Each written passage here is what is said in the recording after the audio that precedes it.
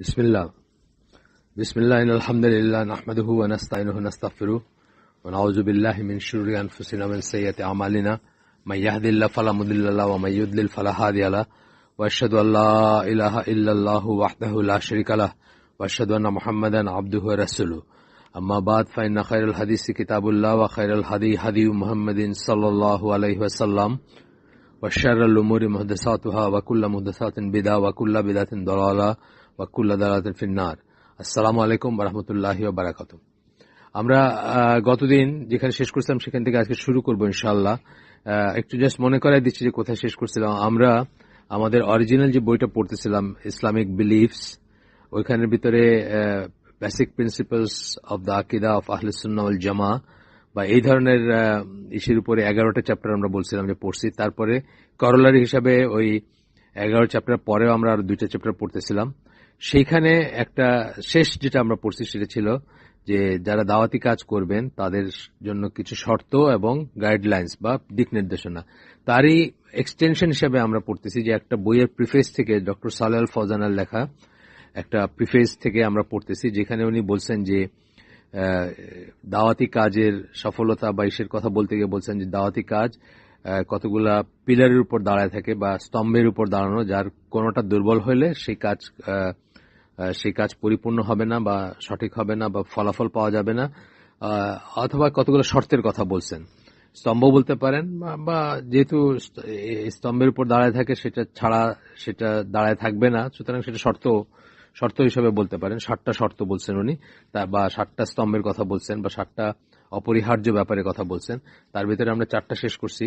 যে 4টা শেষ করছি সেগুলো জাস্ট এক লাইন করে বলে যাচ্ছি। একটা হচ্ছে যে যার দিকে ডাকতেছেন মানে কি, আমরা আল্লাহর দিকে ডাকি। আল্লাহর দিকে ডাকা মানে কি, তাওহীদের দিকে ডাকা, সে বা দিনের দিকে ডাকা, যাই বলেন। প্রাইমারিলি আমরা বলি যে দাইল আল্লাহ, আল্লাহর দিকে ডাকা, সেই ব্যাপারে আপনার নলেজ থাকতে হবে। 2 নম্বরটা হচ্ছে যে নিজে যেদিকে ডাকতেছেন, যে ব্যাপারগুলো বলতেছেন, যার দাওয়াত দিচ্ছেন বা দাওয়াতি কাজ করতে গিয়ে যে সমস্ত জিনিসের আদেশ উপদেশ আপনি দিচ্ছেন মানুষকে, সেগুলোর উপরে নিজেও সেগুলোর উপরে কাজ করা, acting in accordance with that which হি কলস টু।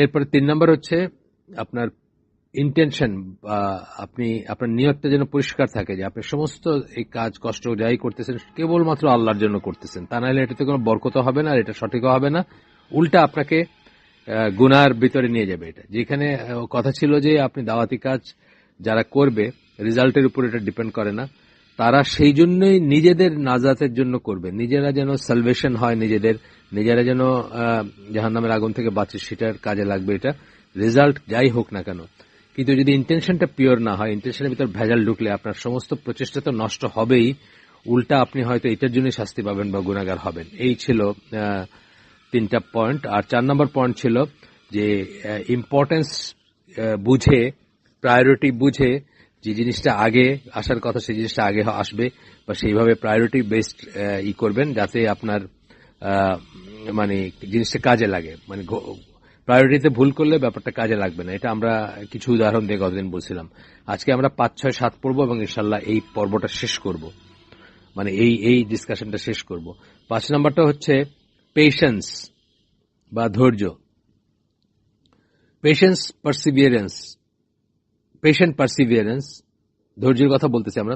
সেখানে বলতেছেন পেশেন্ট পারসিভিয়ারেন্স মানে অধ্যবসায়, যেটাকে আমরা বলি ডুইং এগেইন এন্ড এগেইন, ধৈর্য সহকারে কোন একটা জিনিস একবার না পারিলে দেখো শতবার, এই সেন্সটা আর কি। তো বলতেছেন যে আপনার perseverance in facing difficulties encountered in calling to Allah and facing harm from the people, যে এটাতে ডিফিকাল্টি গুলোকে ফেস করবেন, যে চ্যালেঞ্জ গুলো আসবে সেগুলো ফেস করবেন। এটা একদম ফুল বিছানো রাস্তা হবে না, এটা তো অবভিয়াসলি বোঝাই যায়, আমরা আমাদের ছোট পরিসরেই বুঝি আমরা।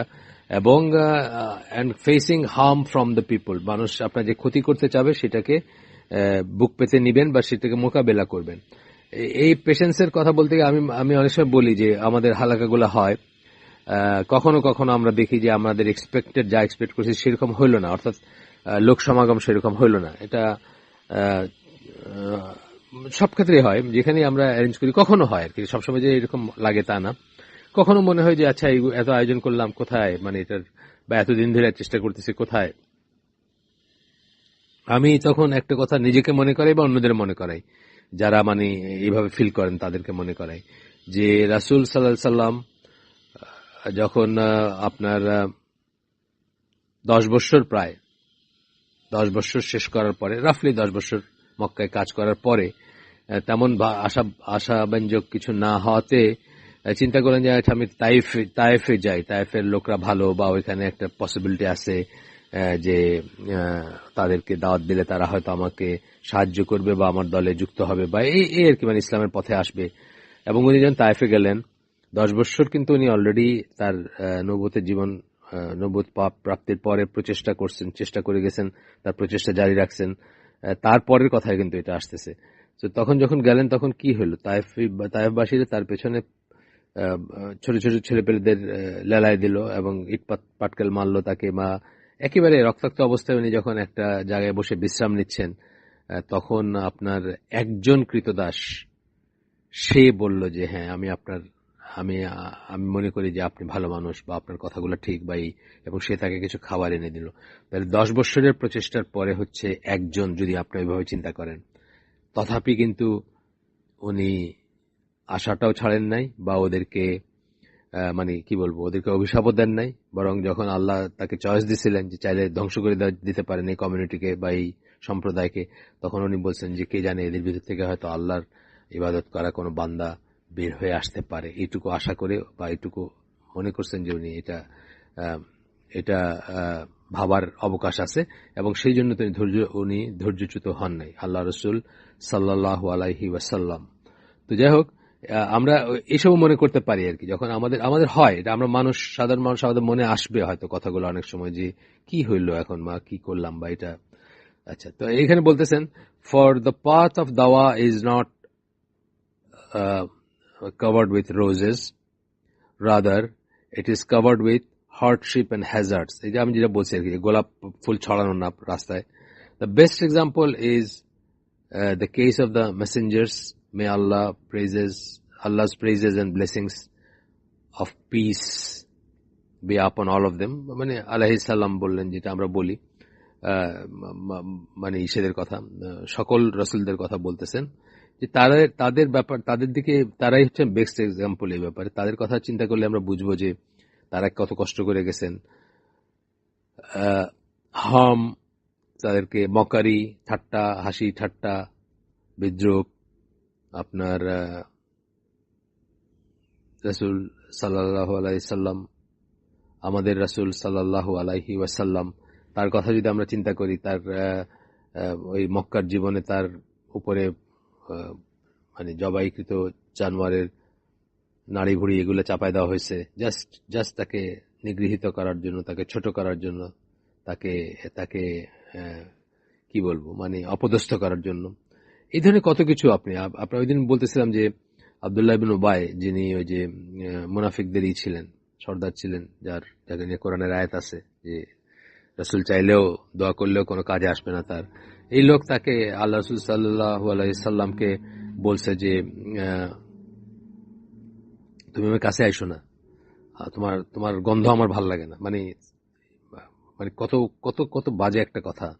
আমরা যারা তার জীবনী পড়ছি, রাসূল সাল্লাল্লাহু আলাইহি ওয়াসাল্লামের জীবনী পড়ছি যখন, আমরা কি জানি যে উনি অত্যন্ত কেয়ারফুল ছিলেন এই ব্যাপারগুলোতে, যে মুখের গন্ধ বলেন, গায়ের গন্ধ বলেন, খাবারের গন্ধ বলেন, সাংঘাতিক কেয়ারফুল ছিলেন। এবং শুধু নিজে না, অন্যদেরকেও অ্যাডভাইস করছেন। সেই জায়গায় সে বলতেছে যে তুমি আমার কাছে এসো না, তোমার গন্ধ আমার ভালো লাগে না, তোমার গায়ের গন্ধ আমার ভালো লাগে না। তো এই ধরনের অপমানজনক কথা বলছে কেন? জাস্ট টু মানে তাকে মানে মানে হিউমিলিয়েটেড করার জন্য, তাকে অপদস্থ করার জন্য বলছে। কিন্তু এগুলোর জন্য কিন্তু উনি তাকে শাস্তি দেন নাই, বা উনি পার্সোনাল পেইন যেগুলা বা পার্সোনাল এইগুলার জন্য কোনোদিন কারো উপর বিরক্ত হয়ে তাকে শাস্তি দেওয়া, তাকে অভিশাপ দেওয়া, এগুলো করেন নাই। যে দুই একটা ঘটনা আমরা জানি যে কাউকে কাউকে উনি শাস্তির ব্যবস্থা করছেন, সেগুলো সব হচ্ছে ইসলামের বড় ড্যামেজ যারা করতে চাইছে, যারা ইসলামকে হুমকির মুখে, ইসলামের অস্তিত্ব হুমকির মুখে নিতে চাইছে, সেই ধরনের লোকের এগেনস্টে হয়তো উনি কখনো স্টেপ নিছেন, বা তাদেরকে শাস্তির ব্যবস্থা করছেন তাদের এগেনস্টে। তো যাই হোক, বলতেছেন যে তাদের দিকে তাকালে আমরা দেখি, এখানে একটা আসতেছে, আয়াত কোট করবেন। প্রথম দুইটা আয়াত কোট করবেন। প্রথমটা হচ্ছে সূরা আল আনামের 6 নম্বর সূরা 10 নম্বর আয়াত। এখানে আল্লাহ বলতেছেন, indeed messengers were mocked before you, আপনার আগেও রাসূল যারা আসছিলেন তাদেরকে নিয়ে হাসি ঠাট্টা করছে মানুষ। But those who mock them were overtaken by the punishment which they made light of. কিন্তু যারা আপনাকে হাসি ঠাট্টা করছে, বা আপনাকে না, সরি, আগে মেসেঞ্জারদের হাসি ঠাট্টা করছে, রাসূলদেরকে নিয়ে হাসি ঠাট্টা করছে, তাদেরকে অপদস্থ করছে, তাদেরকে শেষ পর্যন্ত সেই পানিশমেন্ট পাকড়াও করছে বা ধরছে, বা সেই পানিশমেন্ট তাদের উপর পতিত হয়েছে, যেটাকে তারা খুব লাইট ভাবে দেখতো, হালকা ভাবে দেখতো। আসলে যারা অবিশ্বাসী তারা তো এগুলো কথাকে মানে জুজুর ভয় মনে করে। যে আপনার কোরআনে দেখবেন কত জায়গায় আছে যে কাফেররা বলতেছে যে আসে না কেন আমাদের উপর পানিশমেন্ট, আমরা তো তুমি যে পানিশমেন্টের কথা বলো সেটা আসে না কেন। তো যাই হোক, এটা পানিশমেন্ট তো মানে এভরি সিঙ্গেল ইনসিডেন্টের জন্য এভাবে আলাদাভাবে আসে না, এটা একটা সময় পর্যন্ত থাকে, তারপরে আসে। আমরা এটাই দেখব যে ব্যক্তিগত পর্যায়ে বলেন, জাতীয় পর্যায়ে বলেন, বা নেশন ওয়াইড মানে জাতিসমূহের ব্যাপারে যদি বলেন, তার পানিশমেন্ট তো আর একটা ছোট ইনসিডেন্টের জন্য আসে না। এটা একটা সময় যায়, যাওয়ার পরে আল্লাহর মার্সি যেটুকু, আল্লাহর ধৈর্য যেটুক, বা আল্লাহ যেটুকুকে অ্যালাউন্স দেন কারোর ব্যাপারে, সেই অ্যালাউন্সটা যখন শেষ হয় তখন পানিশমেন্ট নেমে আসে। এবং যখন আসে তখন সর্বগ্রাসী হয়। আপনারা নেশনগুলা, প্যারিস নেশন বলে একটা আছে, দেখতে পারেন, ডকুমেন্টারি আছে, ডকুমেন্টারি টাইপের বানাইছেন, বা বইটা পড়তে পারেন, বইটা ভালোই আছে। যদিও হারুন ইয়াহিয়া সম্বন্ধে সাবধান, হারুন ইয়াহিয়া তো একটা ডেভিয়েন্ট লোক, কিন্তু অনেক ডেভিয়েন্ট লোকের একটা কাজ আছে না, যেমন আমরা বলি যে আপনি যদি প্রোভাইডেড আপনি বেছে নিতে পারেন রাইট ফ্রম দ্য রং, আর কি, যদি আলাদা করতে পারেন, তাহলে একটা ডেভিয়েন্ট লোকের কাছ থেকে আমরা মানে জ্ঞান বা কিছু উপকারী জিনিসই করতে পারি। ফর এক্সাম্পল, নিউটনের কাছ থেকে আমরা ফিজিক্স শিখি, নিউটনের কাছ থেকে দিন নেই না, একটা কাফের বা একটা মুশরিক বা যাই হোক, তার কাছ থেকে আমরা কি নেই? ফিজিক্সের যেটুকু সে কাজে, কাজটুকু সত্য, যে কাজটুকু ভালো, সেটুকু আমরা নেই। তার কাছে দিন নেই না, তার কাছে গিয়ে আমরা মাসলা জিজ্ঞেস করি না, বা সুন্নাহ শিখতে চাই না। একই ব্যাপার ইসলামের ভিতরেও যারা আছেন তাদেরই সবকিছু সবসময় যে মানে পিওর বা তা না, কতটুকু জিনিস আছে, বা বিদেশিদের ভিতরে আছে। যেমন ধরেন, আমি আপনাদেরকে বলছি আগে এডওয়ার্ড সাইদের কথা বলছি, বা এই ধরনের অনেক আছে যারা বিধর্মী, কিন্তু তারা ইসলামের উপর কাজ করছে, তাদের একটা কাজের অংশ খুবই ভ্যালুয়েবল, বা খুবই কষ্ট করে একটা বের করছে, বা একটা মানে জ্ঞানগর্ভ লেখা লিখছে, সেটা এডওয়ার্ড সাইদের কথা মুখে আসলো তাই বললাম। এই ধরনের আরো আছেন, জন এসপোসিটো, বা আরো আছেন যারা হয়তো মুসলিম না, হয়তো খ্রিস্টান, কিন্তু তাদের কাজের একটা অংশ হয়তো, আমি আপনাদেরকে আগেও বলছি যে ক্যারেন আর্মস্ট্রং এর কথা বলছি। ক্যারেন আর্মস্ট্রং কিন্তু একসময় মুসলিম হবে কিনা এটা নিয়ে চিন্তা ভাবনা করছিল, এবং ইসলামের প্রতি তার খুব সহানুভূতি আছে, এবং বেশ কিছু লেখা আছে, কয়েকটা বই আছে যেটা ইসলাম বান্ধব বলতে পারেন। তো তার কথা আমি মাঝে মাঝে বলি যে তার একটা বই আছে, সিরার বই আছে, রাসূল সাল্লাল্লাহু আলাইহি সাল্লামের জীবনীর উপরে আছে একটা বই, জীবনের উপরে। তো সেই বইটার আছে মানে ভালো মন্দ মিলে এই ধরনের অনেকের প্রচেষ্টা আছে যে আল্লাহ রাসূল সাল্লাল্লাহু আলাইহি ওয়াসাল্লাম তার উপরে লেখালেখি করা। যেমন আমাদের ওই আসুন্নাহ কমপ্লেক্সে যে হালাকাগুলো হয়, ওইখানে আমি একটা বইয়ের কথা বলছি, বার্নাবি রজারসন বলে এক ব্রিটিশ লেখকের বই। সেটা খুবই সুন্দর একটা দিক আছে, ওইটার সর্বাঙ্গ সুন্দর না হোক, একটা দিক আছে। তো ক্যারেন আর্মস্ট্রং এর যে বইটার কথা আমি বলতেছি, ওইটার একটা চ্যাপ্টার যে সিরার বইতে, আর বাকি যা আছে ঠিক আছে, ওটা জেনারেল জিনিস, অনেকেই এটা এরকম কাজ করে, কিন্তু একটা চ্যাপ্টার খুব ইউনিক, সেটা হচ্ছে মোহাম্মদ দা এনিমি একটা চ্যাপ্টার আছে। আমি অনেকখানি বলছি, অনেককে বলছি যেটা পড়ে দেখার জন্য, যে কিভাবে পশ্চিমা বড় বড় মানুষরা ডাহা মিথ্যা কথা লিখে গেছেন আল্লাহ রাসূল সাল্লাল্লাহু আলাইহি ওয়াসাল্লাম সম্বন্ধে। এটা ক্যারেন আর্মস্ট্রং খুব হাইলাইট করছেন এবং খুব সুন্দরভাবে করছেন। তো যাই হোক, কথা হচ্ছে যে আপনার, আমরা আবার ফিরে যাই আমাদের যে আমরা যে বলতেছিলাম যে হারুন ইয়াহিয়ার কথা থেকে আমরা এখানে চলে আসছি, যে আপনারা হারুন ইয়াহিয়াকে হোলসেল নেবেন না, কিন্তু তার কিছু কিছু কাজ আছে, যেমন এই কাজটা যেটা প্যারিস নেশন, এটা খুব সুন্দরভাবে করা। আপনারা এটা দেখতে পারেন, ডকুমেন্টারিটা, অথবা বইটা পড়তে পারেন। বাংলায় অনুবাদ হয়েছে বইটা, এখানে পাওয়া যায়। খসরজ বা নওরজ এই রকম নামের কেউ করছে, অনুবাদ করছে। ইনফ্যাক্ট আমার ওয়াইফকে ওনারা অনুবাদ করতে বলছিলেন তুরস্ক থেকে। আমার ওয়াইফ যখন কাছে হাত দিছে এবং প্রায় শেষের দিকে, তখন আবার বললেন যে সরি, আমরা আরেকজন করছে, সারা পাবলিশার্স এরকম কি একটা জানি বলছিলেন। তারপরে আমরা আর ওইটা আমাদেরটা প্রপাগেট করি নেই, তারা তাদের অ্যারেঞ্জমেন্টে অন্যদেরটা করছেন। আমার ওয়াইফ তো হারুন ইহের একটা বই ট্রান্সলেট করছিলেন, কোরআনের নৈতিক মূল্যবোধ, যেটা পাবলিক মানে শেষ হয়ে গেছে, প্রিন্ট শেষ হয়ে গেছে বা এখন আর নাই আমাদের কাছে, জাস্ট একটা কি বলবো মানে স্মৃতি হিসাবে একটা টোকেন আছে, একটা বা দুইটা কপি আছে আর কি। আচ্ছা, যাই হোক, আমরা ফিরে আসি। আমরা কি পড়তেছি যে আপনার এই যে মকিং বি বা আমাদের আমাদের আমরা তো ছোট কাজ, আমাদের ছোট ছোট প্রচেষ্টা, তারপরেও আমাদের মাঝে মাঝে যে মনে হয় না তা না, যে এত কিছুর পরে কি হইলো, কি লাভ হইলো, বা এত কম মানুষ আসলো, এত চেষ্টা করলাম, তারপরে অল্প কিছু মানুষ আসছে, আমাদের আয়োজনটা যেরকম বা যেরকম কখনো কখনো হয়েছে, এটা হয় না যে তা না, উল্টাটা হয়েছে। আমরা যখন ধরেন আইসিডির অ্যারেঞ্জমেন্টে আমরা যখন সূরা হুজুরাতের উপর একটা প্রোগ্রাম করছি, মানুষ জায়গা দিতে পারে না। সবচেয়ে বড় হলটা 1000, মানে 1000 লোকের জায়গা হয়, এই যে ডিপ্লোমা ইঞ্জিনিয়ারিং ইনস্টিটিউটে, ওইটাও ভরে গেছিল, প্লাস তার বাইরেও মানুষ ছিল।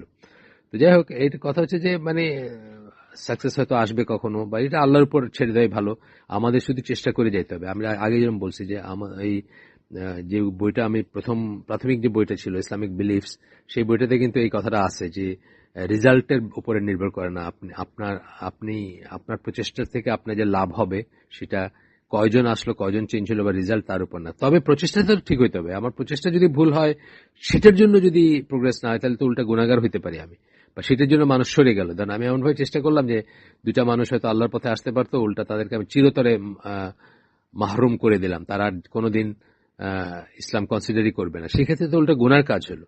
সেটা মানে ভাবার ব্যাপার আছে।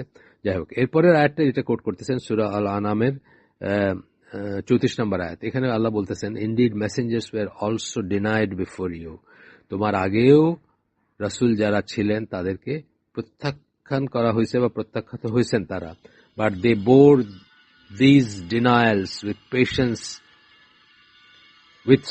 পেশেন্ট পারসিভিয়ারেন্স, কিন্তু তারা এই যে প্রত্যাখ্যানগুলাকে তারা সহ্য করছেন কি দিয়ে, অধ্যবসায় দিয়ে, মানে বারবার, একবার না পারলে দেখো শতবার, এটা হচ্ছে মানে বারবার চেষ্টা করাটাকে পারসিভিয়ারেন্স বলি আমরা, এবং পেশেন্ট পারসিভিয়ারেন্স মানে ধৈর্য সহকারে বারবার চেষ্টা করে গেছেন।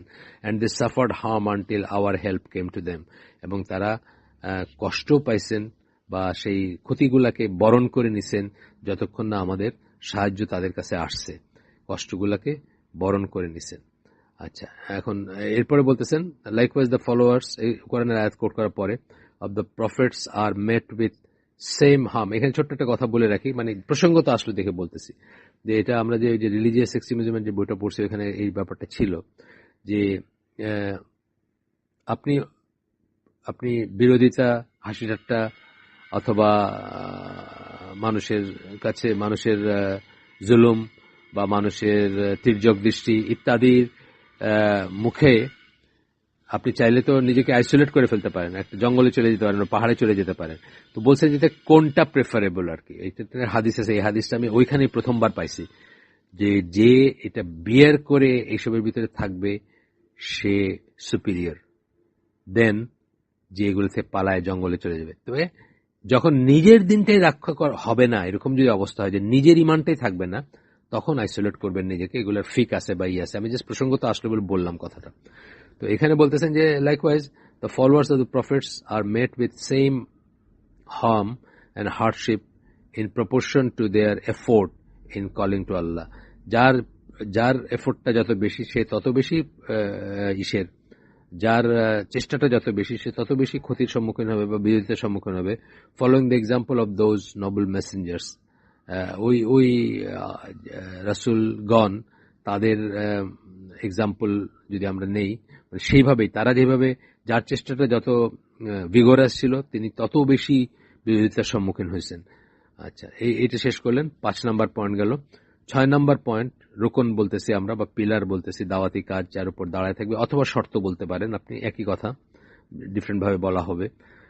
6 নাম্বার হচ্ছে the caller must be a person of good manners, তার যে ডাকবেন, দিনের দিকে ডাকবেন, তার ব্যবহার এবং আচরণ সুন্দর হইতে হবে, অতি অবশ্য সুন্দর হইতে হবে।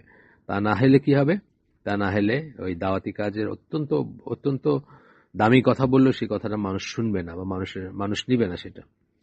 এখানে আবার একটা আয়াত কোট করতেছেন, সেটা হচ্ছে সূরা তাহার 20 নম্বর সূরা 44 নম্বর আয়াত, যেখানে আল্লাহ বলতেছেন, speak mildly to him that he might accept admonition or fear and obey Allah. কাকে বলতেছেন এই কথাটা? মুসা আলাইহিস সালামকে বলতেছেন।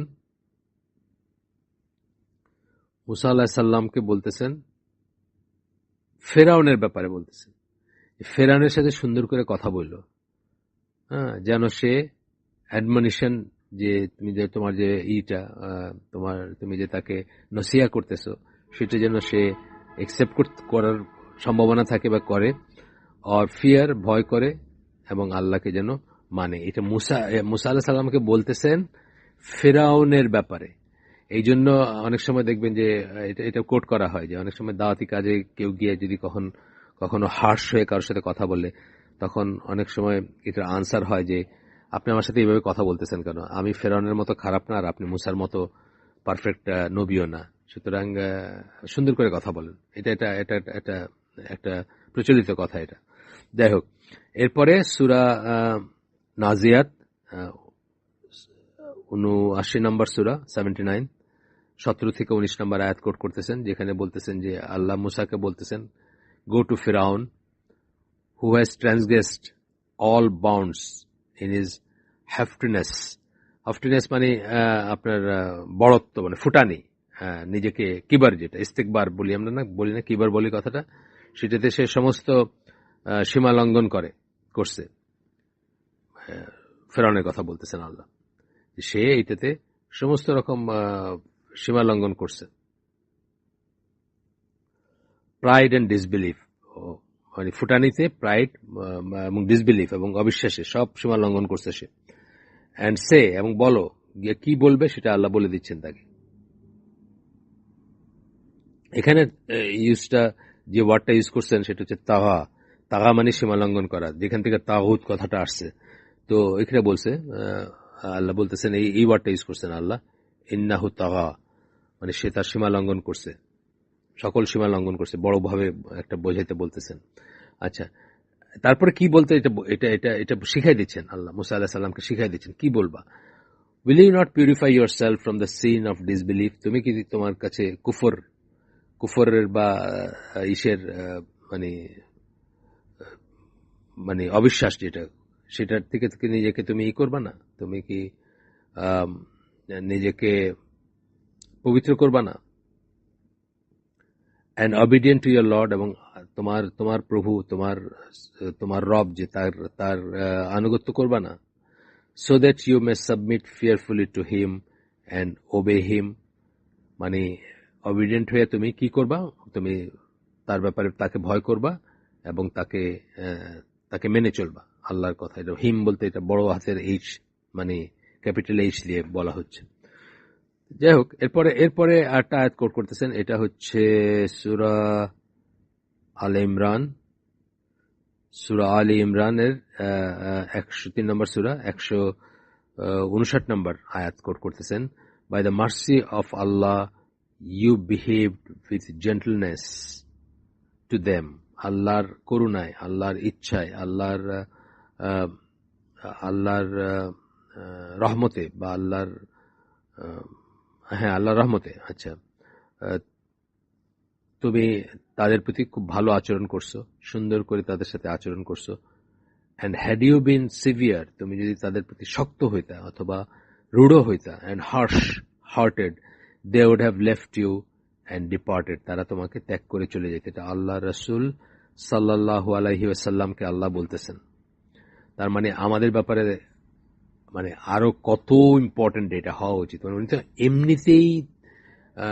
এমনিতেই বেস্ট অফ দ্য বেস্ট, মানে মানবকুলের মানে সর্বশ্রেষ্ঠ মানব। তারপরেও তাকে বলতেছেন যে যদি তুমি এরকম হইতো তাহলে এরকম হইতো। তা আমাদের ব্যাপারে তাহলে চিন্তা করেন কি অবস্থা আমাদের। যাই হোক, এরপরে আরেক জায়গায় বলতেছেন আল্লাহ যে খুলুকুল আজিম, যেখানে বলতেছেন যে এটাও খুব ফেমাস একটা আয়াত, অনেকখানে কোট করা হয়, সূরা কালাম 68 নম্বর সূরা 4 নম্বর আয়াত, যেখানে আল্লাহ বলতেছেন, ইনডিড ইউ বলতে ও মোহাম্মদ আর কি ব্র্যাকেটে আসে, are on an exalted standard of character, exceptionally উন্নত চরিত্রের তুমি বা বৈশিষ্ট্যের, এটা বলতেছেন আল্লাহ।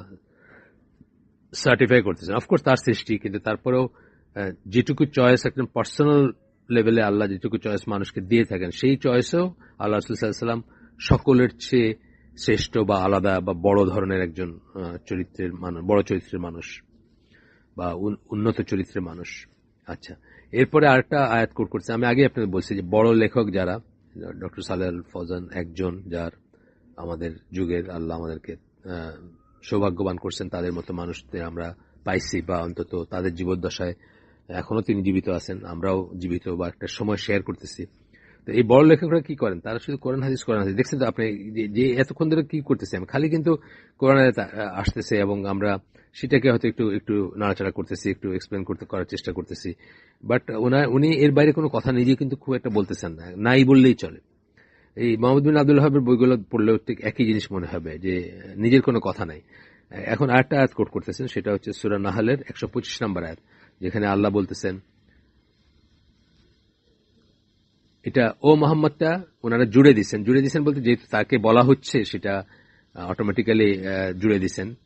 এটা মানে আসল আয়াতে মোহাম্মদ কথাটা নাই, কিন্তু যেহেতু অর্ডার করা হচ্ছে, ও বলে অর্ডার করা হচ্ছে, ডাকার জন্য অর্ডার করা হচ্ছে, ডাকো তাকে। তো এই অর্ডারটা প্রাইমারিলি রাসূল সাল্লাল্লাহু আলাইহি সাল্লামকে করা হচ্ছে, এই জন্য ওনারা মোহাম্মদ কথাটা জুড়ে দিচ্ছেন। O Muhammad, call mankind to the way prescribed by your Lord. মানুষকে সেই পথে ডাকো যে তোমার প্রভু, তোমার রব প্রেসক্রাইব করে দিচ্ছেন, নির্দিষ্ট করে দিচ্ছেন। With the revelation sent down to you, মানে তোমার কাছে যে ওহী নাজিল করা হয়েছে তার ভিত্তিতে বা তার মাধ্যমে। অ্যাডমনিশ দেম, এবং তাদেরকে নসিহা করো বা তাদেরকে সাবধান করো। With the examples and warning which Allah has provided in his বুক, সেই সমস্ত ঘটনা, যে সমস্ত ঘটনাকে আল্লাহ মিসাল হিসাবে, উদাহরণ হিসাবে, এক্সাম্পল হিসাবে পেশ করছেন, অ্যান্ড ওয়ার্নিং, এবং যে সমস্ত ব্যাপারে সতর্ক করছেন, which Allah has provided in his book, Allah তার কিতাবে যেগুলোকে দিচ্ছেন, অর্থাৎ কোরআনে যে সমস্ত উদাহরণ দেওয়া হয়েছে, যে সমস্ত সাবধান বাণী উচ্চারণ করছে, সেগুলোর মাধ্যমে। And argue with them in a way that is better, এবং যখন যদি আর্গু করতে হয় বা আর্গু করো বা মানে তাদেরকে বোঝানোর ক্ষেত্রে গিয়ে যুক্তিতর্ক পেশ করো, তাহলে যেটা বেটার সেইভাবে করো আর কি। আচ্ছা, গেল সূরা নাহলের 125 নম্বর আয়াত। 6টা পয়েন্ট আমরা কভার করছি এই পর্যন্ত। 7 নম্বরটা আমরা বলছি যে আজকে শেষ করবো ইনশাল্লাহ, এই ব্যাপারটা শেষ করবো। সুতরাং 7 নম্বর পয়েন্ট আমরা এখন পড়তে যাচ্ছি। 7 নম্বর পয়েন্টের এরপরেও এটা অবশ্য আছে, এটার অনেক, ওনার প্রিফেসটা অবশ্য আরো বড়, আমরা জানি না, আমরা দেখি যে আমরা মনে করি তাহলে নেক্সট দিন আর একটু পড়বো, কিন্তু আজকে অন্তত ওই 7 নম্বর পয়েন্টটা শেষ করে দিব ইনশাল্লাহ। এখানে কি বলতেছেন? 7 নম্বর পয়েন্টটা হচ্ছে, the caller must remain firm in his expectation and hope for good. একটা হচ্ছে দৃঢ় থাকতে হবে তার এক্সপেকটেশনে, আমি যে কাজটা করতেছি, কি করতেছি আমি জানবো, নিশ্চিত জ্ঞান থাকবে বা ইত্যাদি, এবং দৃঢ় থাকতে হবে in his expectation and hope for good, যে নিশ্চয়ই ভালো কিছু আসবে, বা এই কাজটা ভালো, বা এই কাজটার পরিণতি ভালো, এটা নবীদের কাজ, এটা শ্রেষ্ঠ যারা ছিলেন মানবকুলের তাদের কাজ, এই বিশ্বাসটা ভিতরে থাকতে হবে। এবং নিরাশ হওয়া যাবে না। যেটা আমি বললাম যে অনেক সময় আমাদের মনে হয় যে আমি এত আয়োজন করলাম বা এত বছর ধরে চেষ্টা করে যাইতেছি, কোথায় তেমন। আলহামদুলিল্লাহ, একটা মানুষ, ওই যে বললাম 10 বছর, আমি তো 2005 থেকে এই প্রচেষ্টার সাথে একটু একটু করে যুক্ত হয়েছি। হ্যাঁ, 2005। আমি অতি নগণ্য একজন মানুষ, আমি আমার জ্ঞান অত্যন্ত কম, আমার ক্ষমতা বা কি বলবো, আমার সক্ষমতা বা ক্যাপাবিলিটি অত্যন্ত লিমিটেড। 2005 থেকে এখন পর্যন্ত কত হলো, 14 বছর ধরেন, রাফলি 14 বছর 15 বছর হইতে যাবে, হয় না এখনো। 2005 থেকে মানে আমরা একটু টুকটুক করে শুরু করছি। 2007 আমরা আইসিডি কে রেজিস্টার করছি, এন্ড দেন চড়াই উতরাই কত কিছু ভিতর দিয়ে গেছি। তো আলহামদুলিল্লাহ, আমি তো মনে করি যে রাসূল সাল্লাল্লাহু আলাইহি সাল্লামের কথা যদি আমি চিন্তা করি, আল্লাহ তো আমাকে অনেক অনেক ফেভার করছেন, অনেক ফেভার করছেন আমাকে। আমি দুর্বল, সেই জন্যই হয়তো করছেন। তো সেটা, তার সাথে আমার কোনো তুলনা হয় না। তারপর বলতেছি যে নিরাশ হবেন না। He should not despair of the effectiveness of his call, মানে কাজে লাগতেছে না, কিছু হচ্ছে না, or about the guidance of his people, অথবা মানুষগুলো কি হইল, মানুষগুলো তো এখনো পথে আসে নাই. Nor should he despair about the aid and help of Allah. আল্লাহর সাহায্য, নুসরা এবং আল্লাহর কাছ থেকে যে সাহায্য আসবে এটার ব্যাপারেও যেন নিরাশ না হয়. Even if a long time passes, অনেক সময় চলে যাক. আমি আগেই বলছি যে আপনার রেজাল্ট কি সেটা দিয়ে আপনার সওয়াব বা আপনার আজর সেটা ডিপেন্ড করে না. And again he has the best example in this matter in messengers of Allah. এবং আপনি আল্লাহ নবী বা রসুলদের দিকে তাকাই দেখলেই আপনার আছে. নূহ আলাইহিস সালামের কথা বলতেছেন যে 950 বৎসর উনি আল্লাহর পথে মানুষকে ডাকছেন, 950 বৎসর. কিন্তু তারপরে কি হয়েছে, তার সে রেজাল্টটা ছিল কি? একেবারেই কিছু না, একেবারেই ইনসিগনিফিকেন্ট ছিল. রাসূল সাল্লাল্লাহু আলাইহি সাল্লামের কথা আবার বলতেছেন এখানে যে ওনাকে যখন তায়েফে ওরা করছে, রক্তাক্ত করছে, তখন ওই আপনার ফেরেশতাদের দিয়ে পাহাড় দুই দিক থেকে অ্যাঞ্জেল অফ মাউন্টেন্স, মানে পাহাড়ের ইসে যায় যেসব ফেরেশতা থাকেন তিনি আসছেন এবং এসে জিজ্ঞেস করছে যে যদি আপনি বলেন তাহলে এই দুইটা পাহাড়ের মাঝখানে তাদেরকে পিষে মারা হবে বা পিষে ফেলা হবে. তখন কি বলছেন এটা এখানে কোট করছেন, আমরা এটা পড়ি, একটু শুনি. No, I wish to have patience with them. না, আমি চাই যে আল্লাহ আমাদেরকে আমার জন্য তাদের ব্যাপারে ধৈর্য থাকে, এটা আমি চাই. Hopefully Allah will produce from them offspring those who will worship Allah alone. Allah হয়তো তাদের বংশধর থেকে এমন মানুষকে বের করে নিয়ে আসবেন যারা কেবল এক আল্লাহর ইবাদত করবেন. আজকে আমরা তাইফে গেছিলাম, এইবার সৌদি আরবে যখন গেলাম, এইবার বলতে পারি এই 2019 সালের জানুয়ারিতে. যা বলতেছিলাম যে তাইফে গেছিলাম আমরা, তাইফের মসজিদগুলা মানে এত সুন্দর, এত এত কি বলবো, মানে দেখলে প্রাণটা ভরে যায় আর কি. যে বড় বড় মসজিদগুলা, কয়েকটা মসজিদে আমরা নামাজ পড়ছি বা দেখছি পাশ থেকে, বা শহরটা দেখলেই বোঝা যায় যে এখানে মানে আল্লাহর ইবাদত হয়, যেটা রাসূল সাল্লাল্লাহু আলাইহি ওয়াসাল্লাম বলছেন যে তাদের বংশধর থেকে এমন লোক আসবে যারা এক আল্লাহর ইবাদত করবে. এই কথাটা একদম চোখে পড়বে আপনার যদি আপনি তাইফে যান আর কি. আচ্ছা, যাই হোক, if the caller lacks this attribute he will halt at the start of the path and feel discouraged and frustrated. যদি এই জিনিসে যদি দায়ী যে তার যদি অভাব থাকে, তাহলে সে কি হবে, সে রাস্তার শুরুতেই থেমে পড়বে এবং ফ্রাস্ট্রেটেড হয়ে যাবে, নিরাশ হয়ে যাবে এবং ডিসকারেজ হয়ে যাবে. আজকে আমরা এখানে শেষ করি. আমি জানি না ওনার প্রিফেসটা শেষ হয় নাই, আমি দেখবো পড়ে আর একটু. এটা তো হালকা করছি আমি আগে অন্য জায়গায়, আমি পড়ে দেখবো. যদি আমি ওয়ার্থ মনে করি তাহলে হয়তো বাকিটুকুই করলাম, নাহলে আমরা এখানে শেষ করে দিব. এটা পরবর্তীতে কি করব আমরা জানাবো. আজকের হালাকা বা আজকের আয়োজনটা এখানে শেষ. সুবহানাকা আল্লাহুম্মা বিহামদিকা আশহাদু আল্লা ইলাহা ইল্লা আনতা আস্তাগফিরুকা ওয়া আতুবু ইলাইক. আমরা যা শুনলাম তার ভিতরে ভালো কিছু শুনে থাকলে সমস্ত প্রশংসা আল্লাহর, খারাপ কিছু শুনে থাকলে সমস্ত ব্যর্থতা আমার এবং সেটা শয়তানের তরফ থেকে. আল্লাহ আমাদেরকে তৌফিক দেন ভালো যা শুনলাম তার উপর আমল করার. আসসালামু আলাইকুম ওয়া রাহমাতুল্লাহি ওয়া বারাকাতুহু.